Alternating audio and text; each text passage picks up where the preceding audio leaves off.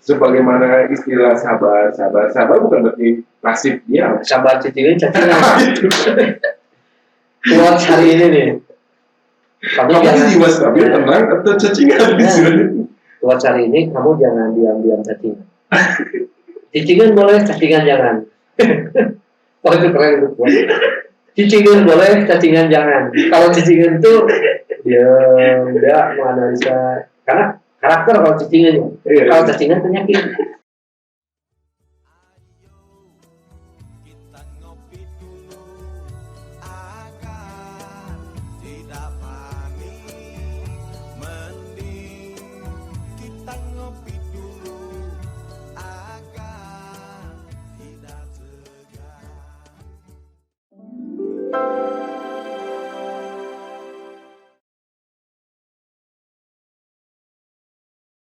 Assalamualaikum, selamat datang kembali di Ngopai Podcast bersama saya Fauzan. Saya Ujik. Alhamdulillah kali ini kita ngobrol apa nih? Ngopai apa nih? Hari ini tuh jadi isu besar tuh sehat. Sehat. Kan ya kita ngobrol sehat. Mudah-mudahan kita mendapatkan sesuatu dari obrolan sehat. Sehat. Kita coba ngopai, ngopi dan ngobrol santai perkara sehat. Ngobrolin perkara sehat, kayaknya Bang Tola akan lebih banyak memberikan bahasannya, experience-nya di dunia kesehatan dulu lumayan. Cuman gini kan, kita ambil kasus sekarang COVID. COVID itu kan luar biasa ya, berubah total di dunia. Semua lini itu berubah gara-gara COVID. COVID ini menyerangnya itu ke tubuh kita, semua organ tubuh bisa diserang. Cuma yang bisa menahan COVID ini itu imun, imun ini. Dan imun ini, cara untuk menumbuhkan imun ini apa gitu kan? Apakah emang ada obatnya untuk menaikkan imun? Yang lebih tepatnya apa yang bisa memperkuat imun? Karena katanya gini. Beberapa ahli dia bilang bahwa imun ini bisa tumbuh itu dari jiwa gitu, dari kejiwaan. Jadi kalau orangnya makanan sebanyak apapun juga, kalau titik kejiwaannya nggak bagus, imunnya bisa ngedrop turun. Itu gimana? Ya yang saya tahu sebenarnya tuh si virus COVID ini dia untuk bisa masuk ke tubuh tuh dia perlu reseptor. Reseptor itu kayak receiver untuk menerima sinyal dia pun sama. Nah, ada beberapa organ tubuh ada beberapa yang organ di tubuh kita nih yang ada reseptor untuk mereka bisa connect, bisa nempel lalu sehingga dia bisa ngeblend masuk gitu ya ke dalam, lalu dia menghijack istilahnya itu jadi kayak parasit mengambil makanan dari kita sehingga dia bisa mereplikasi banyak. Jadi bagian paru, si virus ini sumber makanannya dalam tubuh kita. Dia bisa menghijack gitu. Ada ahli yang mengatakan seperti itu. Jadi ketika dia kan ada 5 kalau nggak salah, yang di organ tubuh kita yang ada reseptor yang untuk mereka bisa connect. Pertama paru-paru, lambung, ginjal. Dia kalau misalnya ke kulit, dia nggak akan bisa connect. Dia nggak bisa kecuali dari kulit masuk ke dalam tubuh. Masuk ke dalam tubuh lewat hidung, lewat mulut, lewat paru-paru. Kalau paru-paru misalnya kita kuat, dia bisa masuk ke lambung ke ginjal. Nah sebenarnya tuh ada 5 kalau nggak salah yang saya ketahui dari guru-guru saya dari ini tuh paru-paru,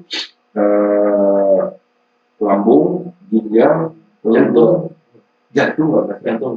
lalu darah. 5 lah kalau nggak salah. Terus yang kedua tadi katakan imun ya, hubungannya dengan imun. Karena sampai detik ini yang saya pelajari, yang saya ketahui, semua di bidang kesehatan memahami bahwa virus itu self-limiting disease istilahnya itu bahasanya. Self-limiting disease itu apa? Jadi self-limiting disease itu dia bisa diatasinya itu dengan kekuatan imun set defense antibody. Ya imun tadi ya. Ini kuncinya bisa dikatakan hampir semua penyakit imun ya ini berperan untuk menahannya. Bisa dikatakan seperti itu, tapi terlebih lagi khususnya Yang saya ketahui ya sama detik ini urusan virus tuh ya antibody. Maka kalau suplemen vitamin yang lain tuh untuk meningkatkan antibody. Kalau obat itu untuk menurunkan rasa sakit atau untuk menyembuhkan kalau obat? Kalau obat untuk urusan virus yang saya ketahui itu general, obat general. Ya, kan obat itu supply untuk sehat. Ya. Itu kan udah ada di mindset semua orang. Lu sakit minum obat. Nah, obat itu berarti artinya dia itu membunuh penyakitnya atau dia itu menaikkan imunnya kan? Kalau secara alami, ya secara awam aja dulu. Secara alami, secara idealnya obat itu menunjang self defense bawaan tubuh. Menunjang. Ya, meningkatkan tadi self defense. Jadi kita ini kan Allah sudah tetapkan bahwa yang zat yang maha menciptakan itu sudah menciptakan kita ini dengan sebaik-baik penciptaan. Termasuk di dalamnya itu kalau ada permasalahan, ada bagiannya untuk divisi untuk menyelesaikan itu. Nah, ya secara alami, secara natural, secara sistem sunatullah ya istilahnya itu, idealnya itu semua itu arahnya itu untuk penguatan bawaan self defense antibody dalam tubuh. Nah, kalau yang sintetis, nah itu beda lagi. Kalau yang sintetis dia langsung mengkat, ada istilah membunuh kuman, membunuh bakteri, ya. Nah itu memang membunuh bakteri. Langsung ada bakteri misalnya yang jadi penyebab sakit, nah, bunuh dengan itu. Oke, sebelum lebih panjang masalah penyakit dan obat ini kan, yang lebih penting itu kan tadi ya, yang menjadi pertanyaan saya itu imun. Si imun ini ditentukannya itu oleh seberapa besar itu faktor kejiwaan kita untuk si imun. Sebenarnya itu sangat besar ya. Nah, cuman sampai detik ini saya belum tahu presentasinya berapa. Apa tadi tuh? Si kejiwaan. Kejiwaan, rasa happy, rasa tenang. Itu Pak, sampai detik ini presentasi penguatan imun itu dari feeling happy, perasaan yang senang, perasaan yang tenang, itu berapa persennya?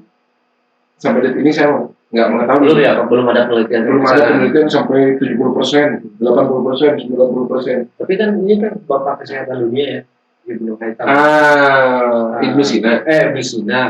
Ibnu Sina mengatakan kecemasan itu, kepanikan, kecemasan, rasa-rasa, setengah dari betul. Kalau merujuknya ke situ setengah. Rasa tenang,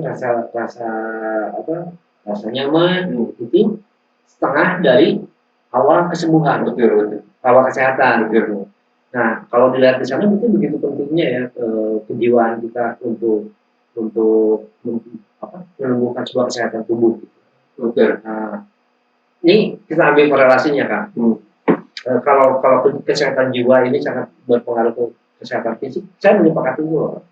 Soalnya yang saya rasain ketika saya stres, sakit. Sakit saya pernah waktu itu melakukan trading. Kerugiannya tajam dalam hitungan detik. Tahu habis uang. Itu stresnya itu saya nggak bisa dideskripsikan ya. Yang saya rasakan, saya itu langsung muntah waktu itu. Iya betul, lambung kena. Ya, nah, kalau kita antara psikis dengan raga yang hubungannya, kok bisa seperti itu kan? Tiba-tiba pikiran kita langsung organ tubuh. Ya. Gitu. Betul. Nah ini berarti kesehatan kejiwaan kita itu besar sekali pengaruhnya untuk kesehatan. Besar sekali. Nah kita ngomong sekarang COVID tadi. Katanya, taruhlah kita sepakat semua ya. Saya yakin semua sepakat bahwa kejiwaan kita menentukan kekuatan imun kita. Itu udah jadi jargon kan. Kuatkan imun, kuatkan iman, kuatkan ekonomi. Baru Anda itu bisa menghadapi COVID. Itu jargon ya. Kalau kita sepakat, berarti salah satu dan kita ngambil dari mesinnya 50% kecemasannya oleh itu. Kita COVID nih. Kita kan harus tenang, pikiran kuat, supaya imun kuat. Kenyataan sekarang ini gimana di kantor? Ini banyak sekali yang bisa menekan psikis kita. Betul. Cemas, susah. Ya walaupun mungkin semua yang terjadi itu tujuannya untuk memperbaiki keadaan. Contohnya. PPKM kita belum selesai. Hmm. PPKM itu kalau obrolan saya dengan teman-teman lagi nongkrong, bukan nongkrong sih nggak boleh. Kalau lagi berkumpul, kebetulan ada interaksi, selalu dibahas. Wah ini ditutup lah, ini nggak boleh di sana. Itu stres loh kan. Betul. Ada yang udah mulai jual asetnya, ada yang udah mulai tutup usahanya, itu kan psikis dapat tuh. Nah itu sendiri kan ini bahaya melawan COVID. Tapi tujuan PPKM itu sendiri katanya untuk menekan COVID. Ini gimana nih Kang? Ya, tadi memang kalau yang lurus, insya Allah semuanya sepakat lah bahwa ketenangan, kesenangan hati, kenyamanan hati itu faktor sangat besar sekali untuk kesehatan. Nah, maka ketika kondisi sakit atau kita sakit, salah satu yang paling utama itu tenangkan hati, senangkan hati, jangan banyak pikiran. Nah, dengan kondisi sekarang memang dilema, seakan-akan kayak dilema. Kalau dengan pembatasan untuk menekan COVID, tapi dengan pembatasan ini justru tidak membuat hati senang, hati tenang, kontradiktif. Nah, maka di sini harus ada kejelian dari si yang menentukan keputusan gitu ya. Ada sesuatu yang membuat kondisi tidak nyaman, tapi ini perlu untuk kesehatan, maka kadarnya itu harus tepat gitu. Maka nggak sedih. Ada beberapa ahli itu yang mengatakan lockdown total di awal, total kan, lockdown total di awal, tapi penuhi kebutuhan. Itu dari sisi kita yang menerima aturan. Tapi kan dari sisi pemerintah juga pasti penuh pertimbangan. Dia juga mungkin mereka ya pembuat kebijakan serba salah ya. Contohnya kalau tidak dilakukan aturan seperti ini membludak, angkanya membludak, dan itu terbangun opini lah ya pasti angka COVID naik itu jelas memperburuk. Untuk melakukan lockdown berat juga kan. Ini Indonesia loh ini. Indonesia itu negara kepulauan kan. Masyarakatnya 270 juta jiwa loh. Hampir seperempat miliar lebih nih. Ketika harus dilakukan itu belum memungkinkan, ya akhirnya pemerintah juga mengambil pilihan kan. Harus mengambil pilihan. Saya tidak bilang itu pilihan itu merugikan atau enggak. Tapi yang paling penting yang kita bahas ini sekarang gini. Dengan semua kondisi yang ada, gimana caranya kita tetap happy? Gimana caranya kejiwaan kita tetap utuh gitu. Kalau kita menyikapinya juga, ini pemerintah itu nggak benar itu, ya kita stres pasti kan. Nah, stres itu sendiri kan bukan solusi. Pasti membuat imun kita turun. Nah, ada cara nggak? Gitu.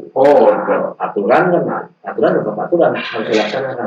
Dan satu loh kan, saya baca berita Pak Ridwan Kamil, dengan adanya PPKM kemarin, itu sekarang itu tingkat penyebaran bukan tingkat bed di rumah sakit itu udah di angka 30%. Ketika puncaknya itu 91%, itu direduksi 30%. Itu menurut sebuah statistik, artinya begitu ditekannya COVID ini. Kalau yang lainnya walau-walau ya, setidaknya lewat angka itu. Berarti pemerintah juga tepat dong langkahnya untuk mengambil langkah PPKM itu. ya bisa tepat, bisa enggak. Nah, kalau enggaknya gimana? Atau kurang? Kurangnya gimana? Ya itu tadi ya, bahwa untuk menentukan keputusan itu memang banyak pertimbangan. Nah, pertimbangannya ini yang bisa membedakan. Menurut kita kurang tepat, menurut ada satu pihak nggak tepat, menurut yang satu pihak ya inilah yang tepat. Nah, itu bisa jadi relatif. Kalau misalnya otak saya aja, misalnya seandainya saya menentukan kebijakan, tahapan awal pasti saya akan kumpulkan beberapa gitu kan ke Indonesia, gitu. Kumpulkan mana yang dari ahli di bagian-bagian yang berhubungan dengan ini. Mungkin mereka udah melakukan itu kan? Ya mungkin. Karena kita nggak tahu kan? Ya, nggak tahu. Kumpulkan lalu timbang. Ditimbang kemungkinan seperti ini, apa menurut kamu? Kemungkinan seperti ini, apa menurut kamu? Nah, lalu titik tengahnya seperti apa? Ya kan gitu kalau istilahnya kalau itu idealnya kan? Idealnya. Saya berbagi kan. Saya berada di kantor teknik itu kan. Ketika kita mau mengambil keputusan, banyak kepala itu keputusan nggak keluar. Dibutuhkan otoritas, sebuah otoritas atau keotoriteran supaya keputusan itu cepat segera diambil. Ya bayangin nih, di depan musuh nih udah mau nyerang, kita ngumpul dulu, habis kita. Kadang-kadang habis, dan ketika berkumpul banyak orang, itu keputusan nggak keluar. Karena menyatukan isi kepala itu susah. Ini seru nih. Jadi sedikit kepala kurang bagus. Banyak kepala juga tidak bagus. Nah, di sini penentuan proporsional. Lalu ketika kita membutuhkan suatu keputusan yang cepat, tapi ya harus tepat, maka kalau bahasa agama ya, tidak akan merugi orang yang bermusyawarah, tidak akan menyesal orang yang istikharah. Dan pemimpin yang sudah diakui dunia yang terbaik sepanjang masa adalah Nabi. Dan dikatakan tidak ada pemimpin seperti Nabi yang sebagaimana Nabi yang sering mengadakan musyawarah. Kumpulin, tinggal langsung aja disingkat padatkan. Kalau perlu keputusannya cepat, ya sudah segera. Kumpulin set. Ya dulu berapa jumlahnya? Nabi, sahabat, nggak ada sahabat yang nggak hormat kepada Nabi. Ya, sekarang pemimpin diciptakan dari berbagai partai. Mulai kumpulin punya kepentingan masing-masing. Lama kan. Kalau kata saya sih, menurut saya ya, keputusan otoriter itu dibutuhkan. Bisa saja. Sangat dibutuhkan. Bisa. Supaya apa? Supaya kita ada keputusan. Setelah ada keputusan, mampu dianalisa. Kalau salah dianalisa, kalau benar lanjutkan. Yeah. Nah, kalau kita banyak pertimbangan, semuanya akan benar salah. Bagi orang yang tidak setuju, semuanya akan benar bagi orang yang setuju. Nah, gitu kan. Karena makna musyawarah di zaman sekarang saya masih agak bingung sih. Makna musyawarah aja gitu. Hasilnya nggak ada. Jadi musyawarahnya itu ya saya nggak tahu lah. Nah, balik lagi ke kesehatan. Penting mana? Penting mana nih? Pilihan ya. Kalau dua-duanya ya jelas, jiwa dan raga. Penting mana? Sehat jiwa atau sehat raga? Harus mana dulu yang disehatkan? Raga dulu atau jiwa dulu? Jiwa. Akan jiwa dulu. Nah, sok dijabarkan. Kenapa harus jiwa dulu? Itu tadi katakan sendiri motif Ibu Sita bahwa kecemasan, kegelisahan awal dari sakit, ketenangan, kenyamanan, awal dari kesembuhan. Berarti jiwa dulu ya. Jiwa dulu. Kalau kita ngeduluin jiwa, raga kitanya nggak mencukupi untuk mencukupkan jiwa, gimana kan? Kalau saya namanya rencana incorporasi. Lu kesana, gua kesana. Rencana incorporasi dalam tubuh yang kuat terhadap jiwa ini. Di dalam tubuh yang sehat, jiwa yang kuat. Kalau jiwa yang kuat, raganya nggak sehat juga, ya benar juga kan kita mau menciptakan kesehatan jiwa. Kalau kita banyak sakit, jadi kayak mana ayam mana tuh? Enggak juga sebenarnya. Enggak juga ya. Enggak juga. Kalau buat saya itu awal itu secara fitrah ya, setelah itu dunia bayi itu raganya itu. Bayi itu nggak tahu jiwa dia seperti apa, polos aja. Dia tuh tidak akan pernah punya dosa, tidak ditulis dosanya, karena raganya dulu kuat. Kalau dia tidak mampu menopang tubuhnya kuat, dia itu tidak akan punya jiwa yang kuat. Bayi itu sehat karena jiwanya tenang, dia nggak ada pikiran untuk apa. Dia bisa dikatakan karena saya nggak ingat waktu bayi, apakah saya kejiwaan saya udah bagus, dia nggak ingat saya. Secara umum, mana ada bayi yang udah ada kena stres? Iya. Raganya, dia terlahir raganya kuat dulu. Nggak ada psikiater, ada sih buktinya psikiater sekarang lagi masih dalam kandungan harus pendengarkan lagu gitu dan sebagainya. Ini kesehatan jiwa ini apa ya? Ya itu kayak ayam dan telur. Gitu. Enggak juga. Kalau menurut saya. Enggak juga. Nih sekarang ada guru saya, salah satu guru saya. Nah gini itu kan, saya nanya dulu, kalau jiwa yang kuat itu apakah benar-benar bisa dinilai jiwanya kuat? Bisa. Contohnya gimana? Kestabilan emosinya, ketenangan. Ada teman saya stabil emosi, tapi dia itu nggak ngapa-ngapain. Beda antara cicingan dan cacingan. Itu beda cicingan. Harus dipastikan nih. Kamu ini cicingan apa cacingan gitu? Antara cacingan dengan cacingan beda. Saya ingin menerjemahkan sekarang juga supaya teman-temannya Betul. jiwa yang kuat itu apa kayak tapi kalau dia aja tidak menghasilkan apa-apa juga ya jiwanya nggak kuat dalam posisi. Jadi tadi itu ya. Jadi tenang di situ bukan berarti nggak produktif, bukan berarti nggak aktif, bukan. Sebagaimana istilah sabar bukan berarti pasif dia. Sabar cacingan. Kuat hari ini nih. Kamu jiwa stabil, tenang atau cacingan di sini. Kuat hari ini kamu jangan diam-diam cacingan. Cacingan boleh, cacingan jangan. Oh itu keren itu. Cacingan boleh, cacingan jangan. Kalau cacingan itu dia menganalisa karena karakter kalau cacingan. Kalau cacingan penyakit. Jadi tenang itu bukan berarti pasif. Bukan berarti pasif, nggak akan produktif, istilahnya kan kreatif gitu ya. Bukan. Ini saya ngomong saya aja. Iya. Saya itu merasa jiwa saya kuat. Tapi ketika bekerja, energi saya itu gede kan. Betul. Meluap-luap, meledak-ledak. Sehingga saya dalam mengerjakan apapun juga, energi untuk mengerjakan itu selalu saya curahkan. Betul. Itu jiwa saya kuat ya, seakan-akan kuat. Tapi ketika karena segayanya meledak-ledak, saya jadi stres. Nah, jiwa saya kuat tapi stres. Itu namanya apa kan? Jadi tadi jiwa tadi itu bukan kuat, over. Jadi maksudnya jiwa kuat itu dia stabil, dia bisa menentukan dengan tepat, ya. Semangat, dosis, takaran. Tapi nah ini tepat ya. Ada lagi kawan saya itu lebih stabil. Stabil seperti apa nih? Tapi dia kalau dia begini, saya kan meledak. Jangan tertukar antara cacing. Enggak ini benar. Tapi keputusan kalomnya itu, keputusannya seakan-akan selalu bimbang, membingungkan. Mencoba untuk wise, tapi kan jadi membingungkan. Kalau saya kan salah, saya salah, mengaku. Besok ganti B, salah, ganti C. Jadi selalu ada keputusan yang pasti dulu supaya mudah dianalisa.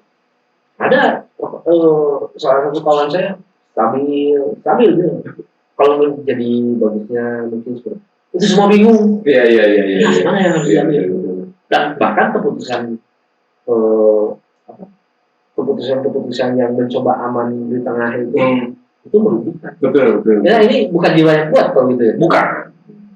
Jadi posisi yang tadi ya. Jadi kayak seakan kontradiktif ya antara posisi Akang gitu ya dengan posisi yang tadi teman tadi. Ini dua-duanya nggak kuat, nggak stabil. Ya, yang satu dalam tanda kutip semangat, tapi kadang over gitu ya, kadang over. Yang satu seakan-akan lebih cooling down. Lebih cooling down, tenang, tapi dia pun over berlebihan.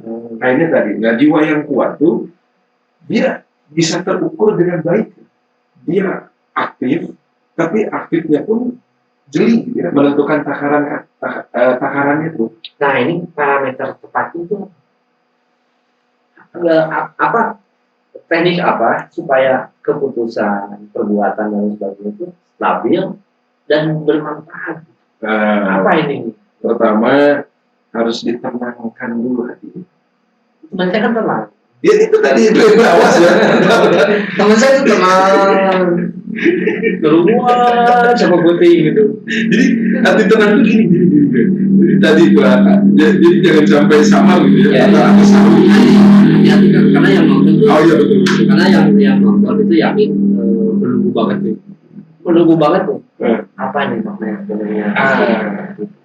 Jadi ya itu ya apa ya. Jadi nggak sedikit sekarang ini satu kata betul-betul seakan-akan kayak multitafsir, padahal bukan.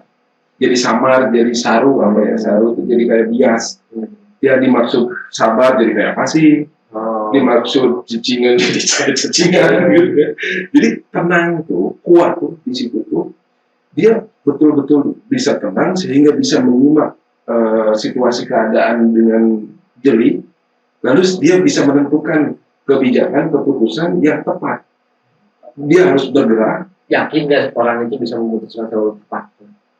Enggak Enggak. ada Yang penting ada 100%. keputusan lah. Harus ada usaha. Ada usaha untuk memutuskan. Stepnya benar nggak? Kan istilahnya kalau standar operasi prosedurnya udah tepat nggak? Udah ngikutin tracknya ini nggak misalnya ininya kan gitu. Pertama maka tenang di situ tuh betul-betul hati itu tenang sehingga bisa jernih, sehingga bisa menyimak keadaan dengan lengkap sehingga bisa menentukan keputusan tepat.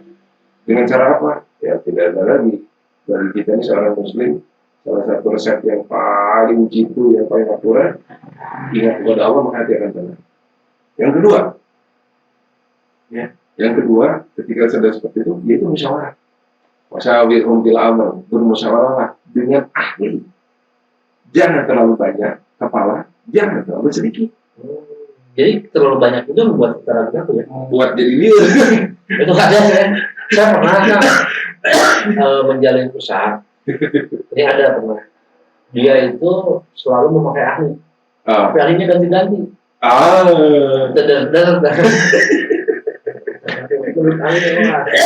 Jadi emang harus ada combine ya antara keberanian dengan pertimbangan.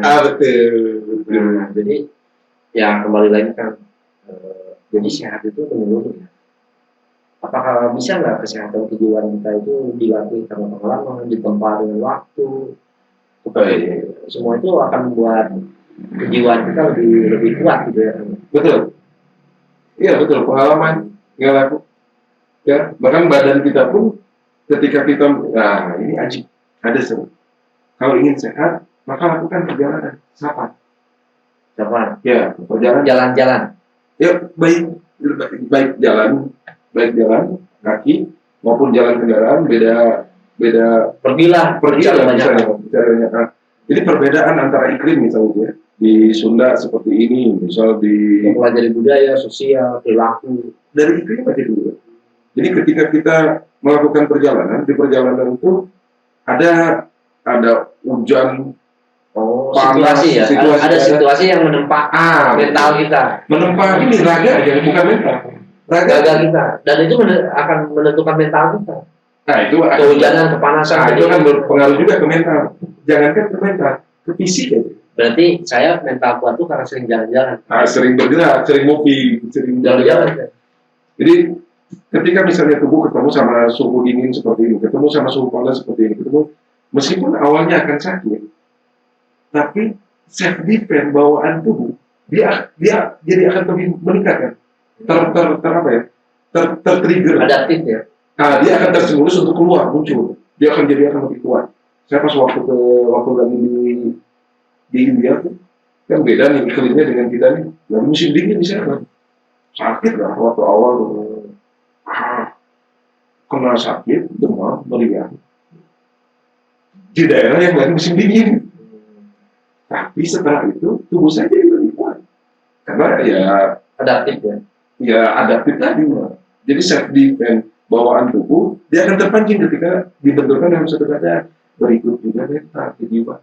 Maka kalau secara filosofisnya hikmah ketika Allah berikan ujian itu untuk menguatkan, bukan untuk melemahkan. Kalau lemah salah lu gitu ya. Nah, salah penerimaannya, penyikapannya. Berarti jiwa dan raga ini nggak bisa dipisahkan. Nggak bisa. Dua-duanya itu erat. Bukan mana yang lebih dulu, bahkan itu harus beriringan banget ya. Ya kalau ini bisa dikatakan beriringan, tapi satu step lebih jiwa. Karena raga tanpa jiwa itu zombie kan. Betul nggak? Zombie kan. Bahkan kayak gini kan. Nabi menyampaikan ada makanan yang dilarang untuk seorang yang sakit. Ya, pantrangan. Tapi ketika makanan itu bisa menyenangkan hatinya, maka berikan. Tapi dosisnya ditambah. Jadi lebih penting jiwanya. Jiwa. Obat sebagus apapun, tapi ketika hatinya seseorang itu masih menolak, efek manfaatnya dia akan lebih besar dibanding efek buruknya. Nah ini kan saya agak sedikit ada pertanyaan lah, tapi berdasarkan kasus. Jadi saya itu waktu kecil itu kan leluhur saya lah, kakek saya, uyun saya, bapak itu sering sugesti. Contohnya saya mau suruh dagang, disugesti dulu. Nih kalau dagang pengen bagus tuh, nih bawa nih jimat. Nah itu just kayak mau afirmasi. Itu dari sudut pandang ini gimana tuh kan? Sugesti yang diberikan ini banyak sekali loh kan. Iya. Karena menurut akal itu bahkan sesuatu yang berbahaya untuk tubuh kalau tersugesti dengan baik itu jadi obat. Betul. Nah, saya sering menerima sugesti itu.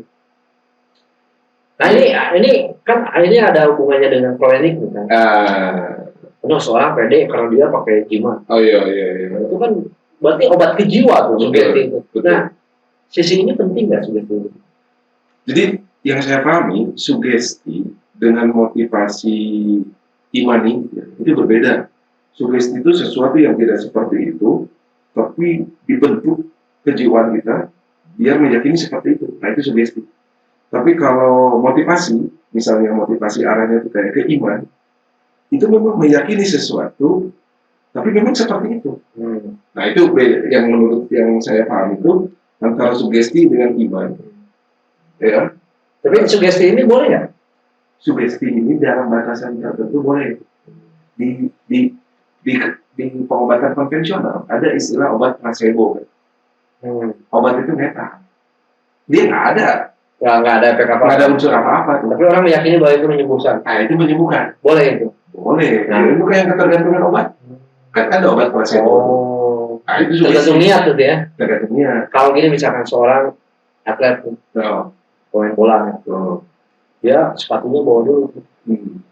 Disugesti dulu jampe-jampe. Itu sugesti kan?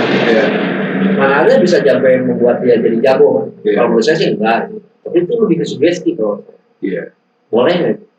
Kalau sudah melanggar batasan norma, kalau di agama, itu bisa jadi syirik. Karena percayanya ke doanya, percaya ke dukunnya gitu ya. Kalau seandainya misalnya kita nih sebelum beraktivitas, lalu apa bedanya dengan orang percaya ke obatnya? Nah ini seru nih, ngaji nih, batasannya tipis nih. Apa bedanya seorang atlet atau seorang pedagang yang percaya dukun dikasih jimat dengan orang sakit dikasih obat hanya untuk sugesti? Dua-duanya tujuannya sugesti. Ini seru nih. Ini dalam nih pembahasan. Iya, dalam. Mau dibawa dalam, mau dibawa santai. Kalau saya bebas kan. Tapi yang penting saya mendapatkan, buat saya pribadi ya, saya mendapatkan kesimpulan apa yang harus saya lakukan. Dan mudah-mudahan saya mau mensugesti diri saya sendiri dengan baik. Contoh saya mau melakukan satu hal, saya sugesti nih, tapi dengan cara yang baik. Kalau batasannya satu bisa jadi syirik, obat juga kan hanya sebuah produk. Kalau kita meyakini ke obatnya itu berarti kita yakin ke obat. Yang satu yakin ke dukun, yang satu yakin ke obat, sama dong. Kematian. Kalau kita ngomongin batasan agama kita yakin harus sama Allah, dua-duanya nggak yakin sama Allah. Gitu. Bahas ya? Bahas. Jadi kalau obatnya masih ada dalam koridor ya? Koridor ya? Koridor apa ya kalau bahasa itu tidak. Ada sunnatullah karena Allah sendiri perintahkan untuk kita untuk berobat. Tapi berobatnya tuh masih masuk di nalar dan masuk di norma agama, aturan agama. Misalnya dengan kurma, batu caudan, yang madu, gitu ya. Terus apa? Mengkudu misalnya, gitu ya. Ada yang bisa karena produk obat itu di alam ya dan ada manfaat di dalamnya kan. Secara manfaat langsung. Nah ini kasusnya kan tadi obat ini palsu, nggak ada manfaatnya. Placebo tadi. Nah, tapi dia tidak dilanggar. Tapi ada sesuatu yang ada unsur yang dilarang. Iya kan? Misal nih placebo, ini ada kadarnya, ada ini juga di dalam juga. Jadi ini placebo nih. Jadi orang ketergantungan obat. Gitu ya. Kalau diberikan terus obat tenang, bahaya. Tapi kalau nggak diberikan obat yang dia kehendaki itu, dia tersiksa. Maka akhirnya dibuatlah placebo. Nah, placebo ini untuk membantu kasus dia. Sugestikan saja, ini obat. Dia boleh menggunakan itu karena kalau tidak ada unsur perkara yang tidak bagus, tinggal membantu sugestinya saja. Tapi kalau dia seorang muslim, nanti sedikit demi sedikit diarahkan ke level yang dia sampai menjalankan ikhtiar lahiriah, tapi tidak meyakini kepada tidak meyakini 100% kepada ikhtiar lahir itu. Nah di sini kan ujian iman yang paling kuat tuh, yang paling berat itu adalah ujian asbab, ujian sebab, perantara. Tapi kan si obat itu nanti endingnya harus dijelaskan bahwa obat ini sebenarnya placebo. Ya nantinya. Nantinya. Nah, kalau dukun ini sama. Dia itu jangan dukun lah, motivator. Motivator. Saya ini anak mau punya motivasi ini, mau bermanfaat, aja. Akhirnya disugesti lah, sini jampe ini.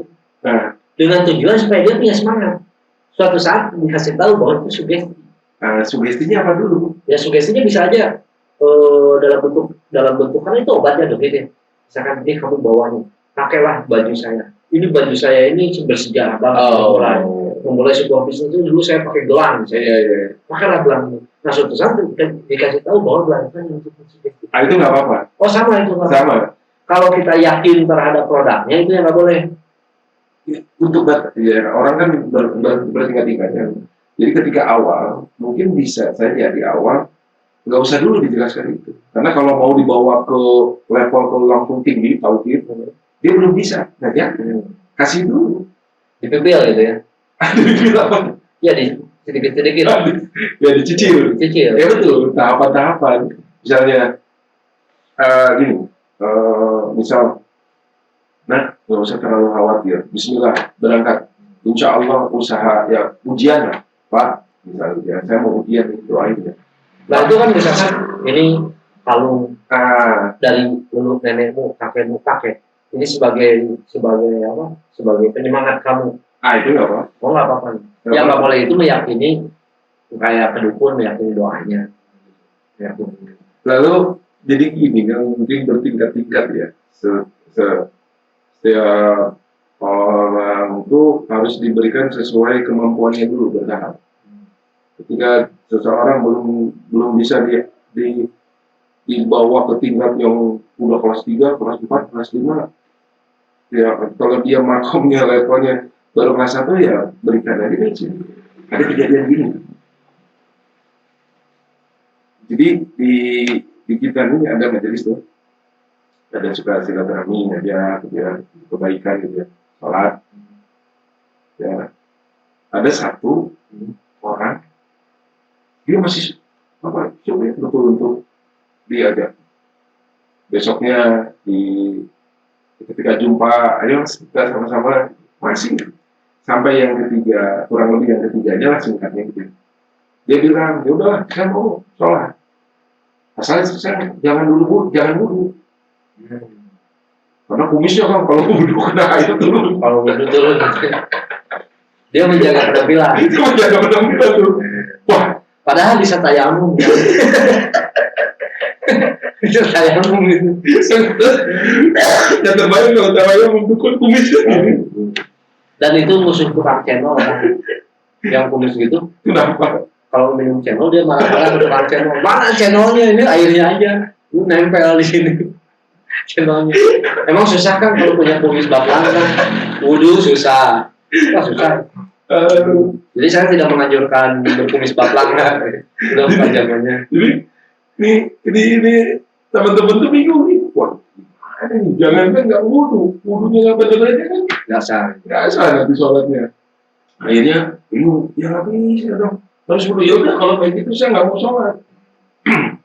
Ya, singkat cerita, suatu hari laporan ke kiai itu. Gimana tetangga-tetangga kita, siapa yang masih belum bisa sholat, ya sama-sama. Kiai, ada satu nih gitu. Dia susah betul diajak sholat. Sampai akhirnya dia bilang, ya sudah, saya mau sholat tapi jangan wudhu. Itu gimana? Akhirnya datang kiai itu, datangin sama kiai itu. Datangin sama kiai juga, oh kiai, Pak Kiai, saya tuh udahlah sok, saya sini udah mau sholat nih, tapi jangan wudhu, nggak usah wudhu, boleh nggak? Jawabannya Pak Kiai apa saudara? Gimana? Boleh, silakan. Wah, kan semua heran tuh. Si bapak tadi yang berkumis juga, wah, ini ajaran baru nih katanya tuh. Boleh saya nih. Nah, terus yang lain waktu itu ada yang rekam nggak? Takutnya dipotong jadi hoax gitu kan? Betul. Sholat nggak boleh wudhu, bahaya. Oh itu bahaya tuh kalau saat itu untung Saat itu belum ada rame handphone dan Dan sebagainya. memang kalau zaman dulu kumis batang lagi musim. Kalau sekarang mah gimana ini ya? Kayaknya enggak ya.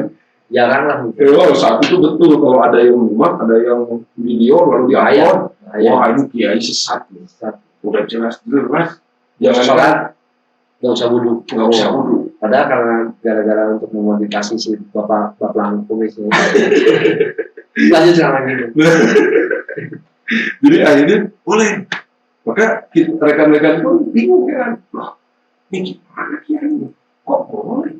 Setahu kita nih, ya kita sendiri kan di kelas ini jangankan nggak wudhu, wudhunya pun harus benar, kalau nggak benar nggak sah. So. Kualitas sholatnya pun ini bahkan boleh. Wah, pada bingung. Ini kiai kita nih nggak mungkin dia ikutin aja lah. Tapi kita lihat yang gimana nih, pakai dalil yang mana nih, pakai hujah yang mana nih. Udah, makom kita nih kayaknya belum sampai ke sana. Kita lihat. Akhirnya sholatnya ya masjid, cuma 4 hari, sehari, 2 hari, 3 hari. Karena di masjid itu suka ada pengajian rutin tiap hari. Ya. Nah, suatu ketika, pas ketika dia sholat nggak wudhu kan. Nah, Pak Kiai itu dia menyampaikan di pengajian itu tentang manfaat wudhu, manfaat, keutamaan, keuntungan baik dari segi kesehatan jasmani maupun kesehatan rohani, mau urusan dunia maupun urusan akhirat. Nah, besok lusanya ini si bapak yang berkumis ini dia ada di tempat wudhu. Nah, ustadz yang lain mereka heran, loh, kok bapak mau wudhu sekarang? Sudah dikurung. Saya yakin sudah dikurung si bapak begitu.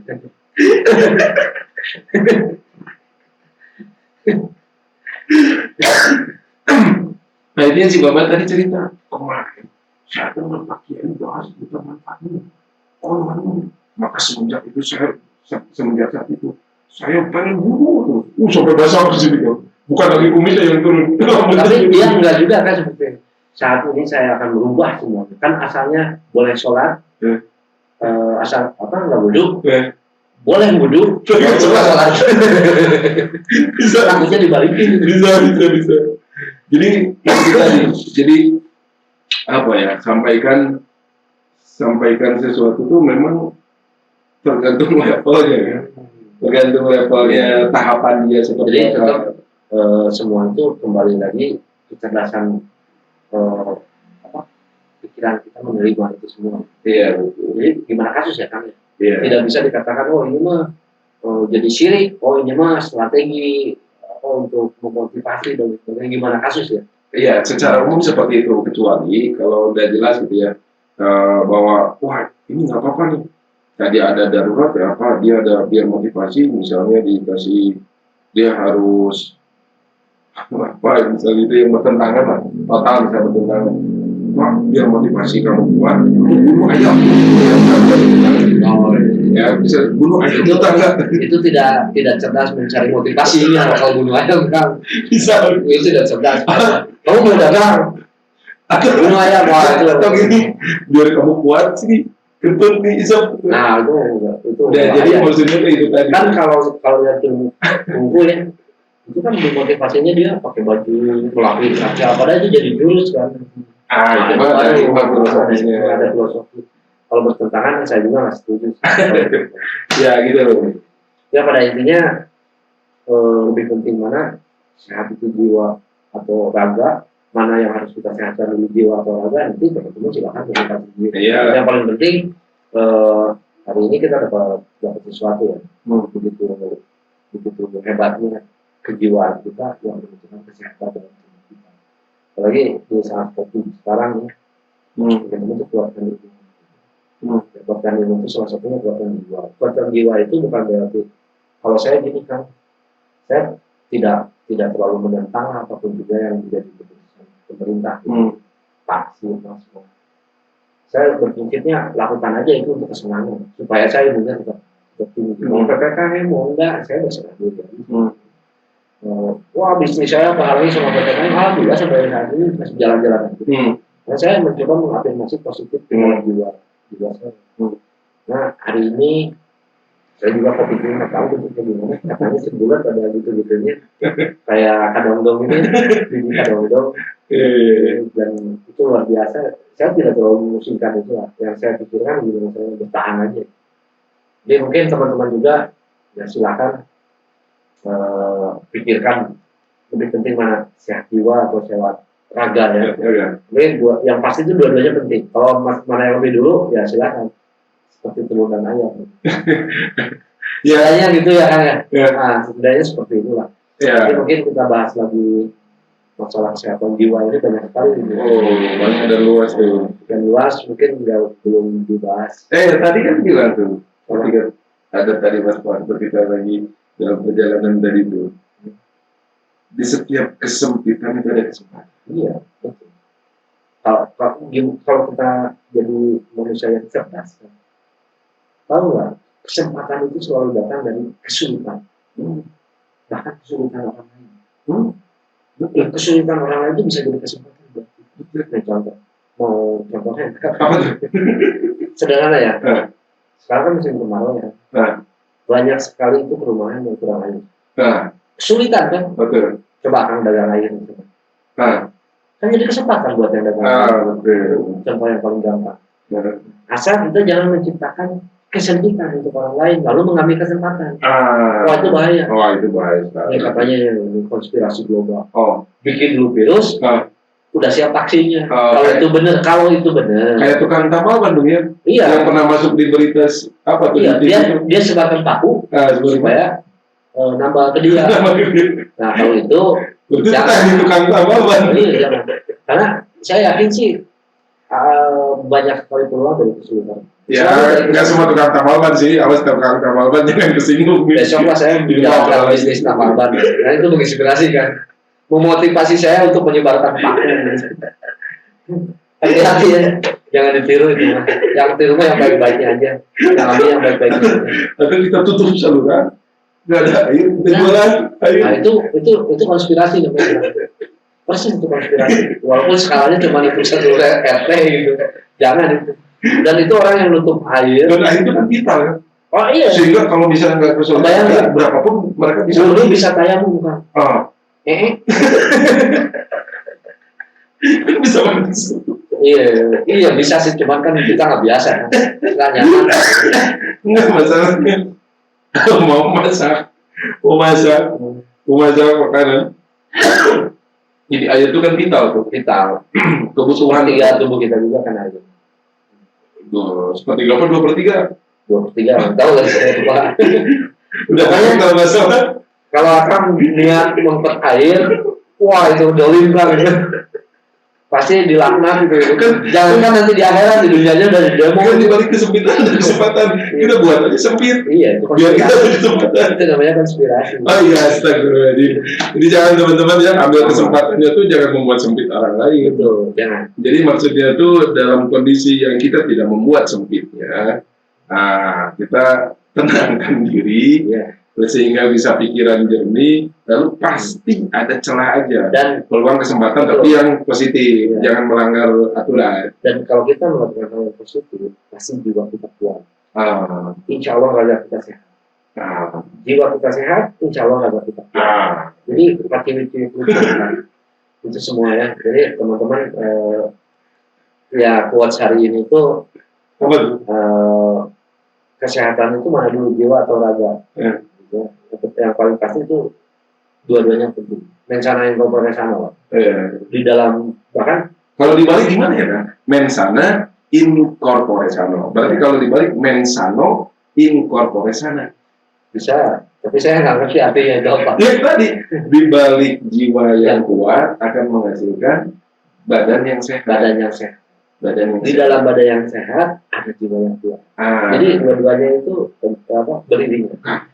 Ini cara kata guru saya. Itu ketika pernah udah kondisinya udah makin lemahnya kuat. Itu di ronsen. Ketika di ronsen lihat jantungnya, dokternya heran. Ini udah berapa tahun Bapak kondisi kayak gini? Udah tahunan. Kok bisa katanya itu masih hidup dengan kondisi jantung seperti ini? Jadi kondisi jantungnya terus, saya lupa lah bahasa detailnya itu. Dia udah rusak gitu. Wah, udah rusak betul. Tapi dia heran dengan kondisi kayak gini. Saat ini pun ini harusnya tuh dari tahun-tahun kemarin tuh udah Tapi masih bisa seperti itu. Karena pikirannya kuat, pikirannya sehat. Hatinya itu hati. Jadi ya itu tadi memang seakan-akan bolak-balik ya, mana telur mana ayam, padahal itu pun saya waktu itu pernah dapat artikel sudah terjawab sudah, nggak membingungkan mana telur mana ayam dulu, sudah ada instruksi yang lupa tuh, kayaknya ayam dulu. Karena apa? Karena yang bisa bertelur hanya ayam. Enggak. Menurut akal, menurut teman saya telur dulu kan, jangan karena ayam keluar dari telur. Dan yang hanya bisa bertelur. Tapi yang pasti itu karena ayam yang jago kan, karena ada ayam jago. Kalau nggak ada ayam jago nggak bakal ada telur. Karena yang bertelur itu ayam bikang. Jadi mana dulu ayam dulu telur dulu, ayam jago dulu ada. Ayam bikang doang nggak bisa. Walaupun dia bisa bertelur, ayam bertelur, tapi nggak bisa menghasilkan lagi ayam. Kalau nggak dibuahin sama ayam jago itu. Iya. Masya Allah. Jadi sesuatu tuh kayak seakan-akan mana dulu ini dulu, padahal pada dasarnya pasti ada yang secara awal dulu. Satu kesatuan. Pada prinsipnya diciptakannya satu kesatuan. Tapi tetap ada satu dulu yang lebih depan dulu. Ya mungkin selalu ada asam muasal. Tapi daripada kita mencari asam muasalnya, mending kita tingkatkan tubuh. Kesehatan jiwa kita supaya tubuh kita sehat. Sehat pikiran itu maknanya luas ya. Bisa kesehatan tubuh, fisik, bisa kesehatan ekonomi. Betul. Betul. Jadi mungkin kita harus dulu bagaimana kesehatan pikiran kita bisa mempengaruhi kehidupan ekonomi, kesuksesan kehidupan. Mungkin nantilah setelahnya. Boleh. Saat ini yang penting teman-teman tetap sehat jiwanya, tetap sehat raganya, tetap produktif, tetap positif supaya kita jadi manusia yang bermanfaat untuk orang. Mungkin sekian dulu kan ini. Ya. Nanti kita bahas di Oke, teman-teman. Assalamualaikum warahmatullahi wabarakatuh.